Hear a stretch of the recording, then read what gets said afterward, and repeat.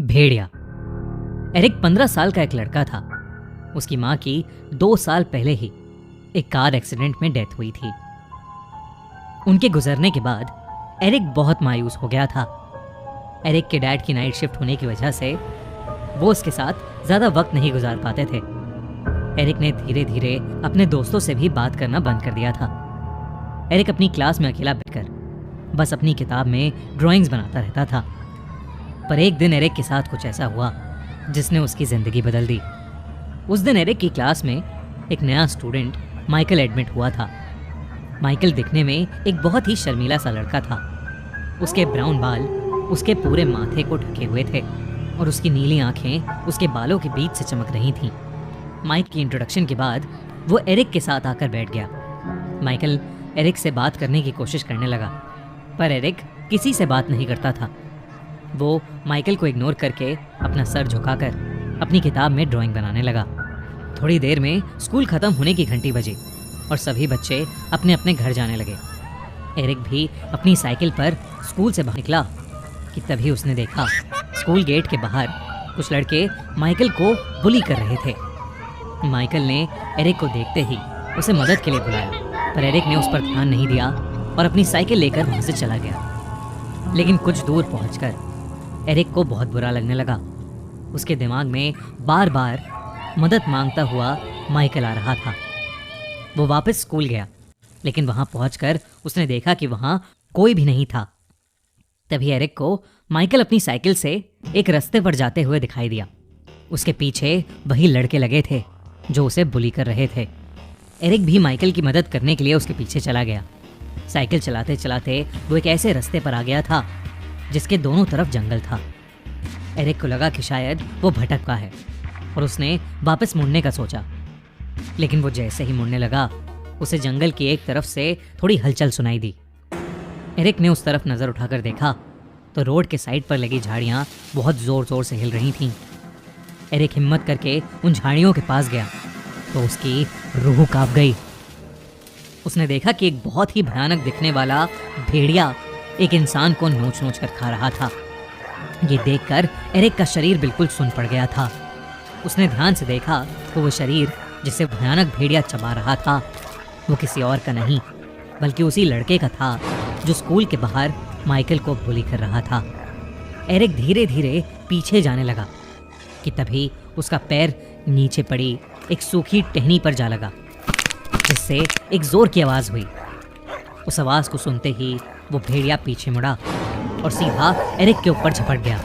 Eric अपना पूरा जोर लगाकर खुद को उस भेड़िए से बचाने की कोशिश कर रहा था कि तभी उस रोड पर से एक कार गुजरी और वो भेड़िया अचानक एरिक को छोड़कर जंगल की तरफ भाग गया।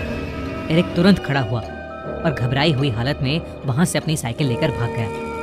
उसने जल्दी से जाकर पुलिस को इन्फॉर्म किया और पुलिस को लेकर उसी जगह पर पहुंच गया, पर ना तो अब वहां पर कोई भेड़िया था और ना ही किसी की बॉडी।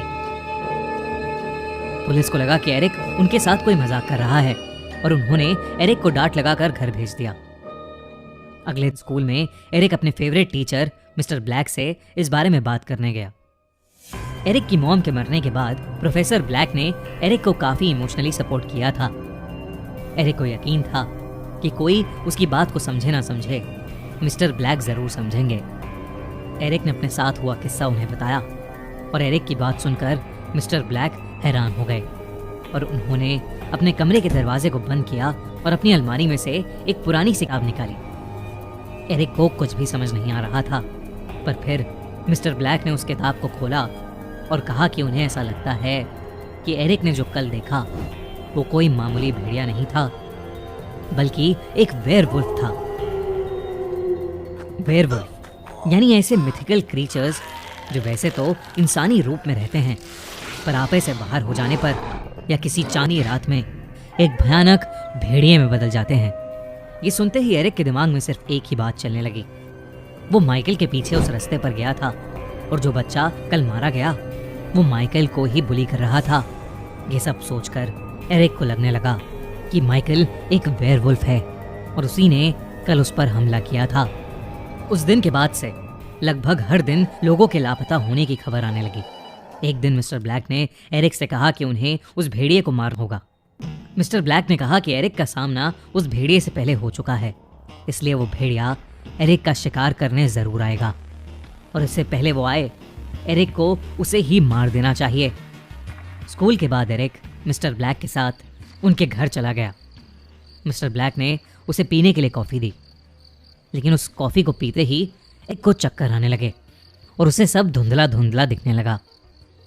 उसने देखा कि मिस्टर ब्लैक अपने बेडरूम की तरफ जा रहे हैं। बाहर बहुत रात हो चुकी थी और चांद भी नजर आने लगा था। एरिक बेहोशी की हालत में ये सब देख ही रहा था कि अचानक से एरिक को मिस्टर ब्लैक के बेडरूम से एक जोर की आवाज़ आई। एरिक तुरंत उठकर बेहोशी की हालत में उनके कमरे के दरवाजे पर गया। दरवाज़ा अंदर से लॉक था। एरिक को कुछ समझ नहीं आ रहा था, तो वो मिस्टर ब्लैक को ज़ोर ज़ोर से आवाज़ देने लगा और दरवाज़ा नॉक करने लगा, पर मिस्टर ब्लैक ने कोई जवाब नहीं दिया। एरिक को अंदर से किसी भेड़िए की गुहार करने की आवाज़ आ रही थी। एरिक ने कीहोल से जैसे ही कमरे के अंदर झांका तो उसके होश ही उड़ गए। एरिक की आंखों के सामने मिस्टर ब्लैक की रीढ़ की हड्डी गोल हो गई और उनके पूरे शरीर पर बड़े बड़े बाल उगने लगे। उनका मुंह लंबा होने लगा और दांत एक जानवर जैसे बड़े हो गए। कुछ ही सेकंड्स में मिस्टर ब्लैक उस खूंखार भेड़िए में बदल चुके थे। एरिक समझ गया था कि वो वेयरवुल्फ माइकल नहीं बल्कि मिस्टर ब्लैक ही थे, पर इससे पहले कि वो कुछ कर पाता, मिस्टर ब्लैक ने दरवाजा तोड़ते हुए एरिक पर हमला कर दिया। वो एरिक को नोचने लगे और एरिक दर्द में अपना हाथ इधर उधर मार रहा था कि तभी उसके हाथ में मिस्टर ब्लैक का लाइटर आ गया। एरिक ने जैसे ही वो लाइटर जलाया, वो भेड़िया पीछे हट गया। एरिक ने आसपास की सारी चीज़ों को जलाना शुरू कर दिया। आग के डर से वो भेड़िया वहाँ से भाग गया।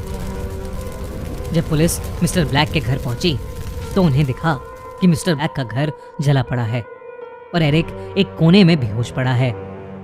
एरिक को जब होश आया तो उसने पुलिस को सब कुछ बताया, लेकिन उस दिन से मिस्टर ब्लैक भी गुमशुदा लोगों की लिस्ट में शामिल हो गए थे। पुलिस को भी अपनी इन्वेस्टिगेशन में कुछ नहीं मिला। उन्हें एरिक की कहानी पर यकीन तो नहीं था, लेकिन उस दिन के बाद से शहर का कोई भी इंसान गायब नहीं हुआ। एरिक उस दिन बाल बाल बच गया, लेकिन अपने साथ हुआ वो भयानक एक्सपीरियंस वो शायद कभी नहीं भूलेगा। आपको क्या लगता है, क्या हुआ मिस्टर ब्लैक का? और अगर आप चाहते हैं कि हम भी वेयरवुल्फ पर एक ओरिजिनल सीरीज बनाएं, तो हमें कमेंट्स में जरूर बताइए और अपने आइडियाज हम